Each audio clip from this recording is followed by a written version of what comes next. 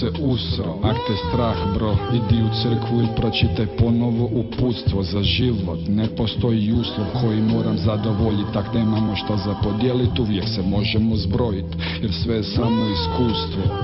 Novi dio jednadžbe za pribrojit, sve obuhvatit, ne prepolovit, integrirat uz ljubav ko jedino čustvo s kojim se ne moraš borit. Ako ćeš koegzistirat, odblokiraj se brate, pa ćeš se moć ponovo spojit, rekonektirat, sustav resetirat, svjesnost reprogramirat, a šupci i dalje žele nešto što ne mogu imat.